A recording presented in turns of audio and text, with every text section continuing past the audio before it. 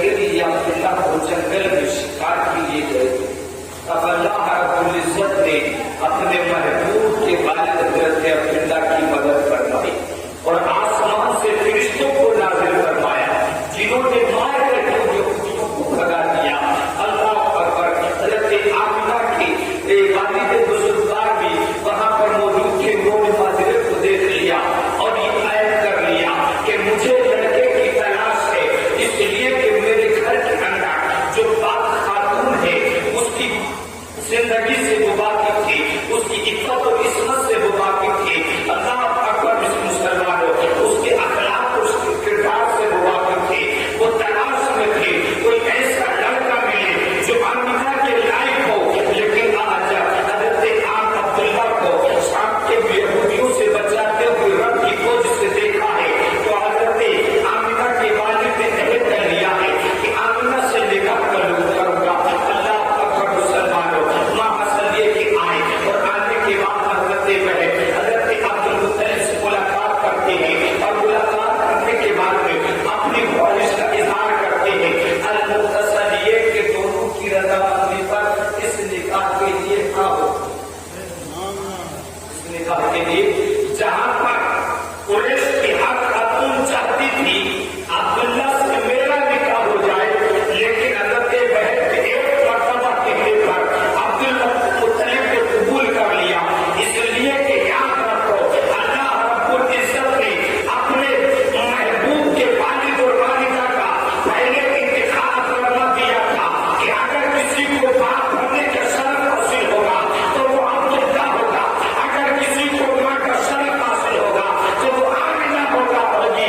یہی وجہ ہے ایک ملاقات میں اللہ رب العزت کی جانب سے یہ منظور تھا اور عقد کی تیاریاں شروع ہو گئی۔ اللہ سے نکاح ہونے کے بعد حضرت آمنہ رخصت ہو کر کے عبداللہ کے گھر پر آئی۔ تاریخ بتلاتی ہے کہ ایام حج میں، ایام نکاح کے بعد میں ایام حج میں درمیان تشریق میں جمعہ پڑا، درمیان تشریق میں جمعہ پڑا اور اس جمعے کی رات کو حضرت عبداللہ کی پشت سے وہ نور منتقل ہو کر کے آمنہ کے شکم میں گیا۔ سبحان اللہ۔ وہ نور منتقل ہو کر کے آمنہ کے شکم میں گیا۔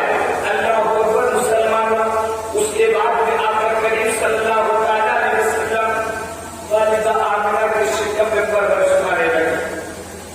اس کے کچھ ہی ایام کے بعد کچھ ماہ کے بعد حضرت عبداللہ کو آپ کے والد حضرت عبد المطلب نے کسی تجارت یا کنگوں کے سلسلے میں بھیجا، جس کی بنا پر حضرت عبداللہ کا واپسی میں مدینہ منورہ میں انتقال ہو گیا۔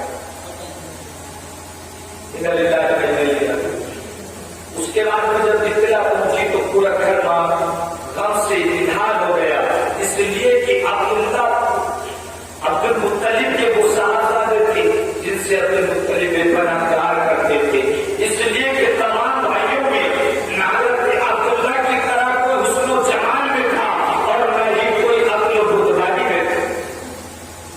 المحصل یہ کہ آقا کریم صلی اللہ علیہ وسلم کے تعلق سے مختلف بیان ہیں، لیکن سید سرکار اعلیٰ حضرت نے روایت نقل کیا ہے اور اسی کو اثر قرار دیا ہے کہ آقا کریم صلی اللہ علیہ وسلم اپنی والدہ ماجدہ کے شکم میں مکمل 9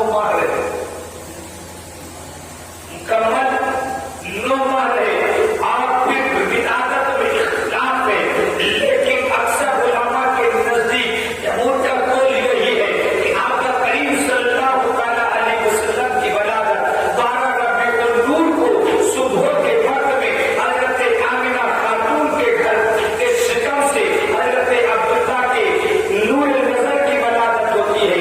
اللہ اکبر۔ مکہ کی سرزمین پر اللہ اکبر۔ مسلمانوں یہی قول مشہور ہے اور اسی پر اہل مکہ کا بھی عمل ہے۔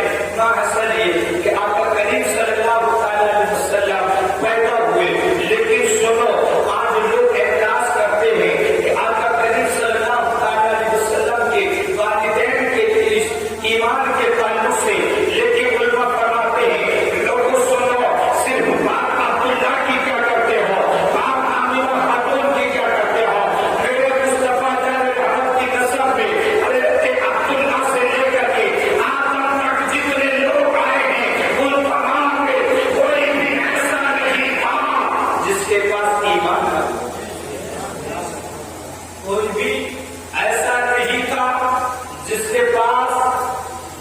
مسلمان نہ ہو سب اس کا مسلمان. حضرت کی والدت کے تعلق سے ایک لمبی بحث ہے. بہرحال میں نے بات یہ کہ مصطفیٰ رحمت کی تبلیغ ان کو نہیں ملی. دوسری چیز یہ کہ وہ حضرت ابراہیم کی دین ابراہیمی پر تھے.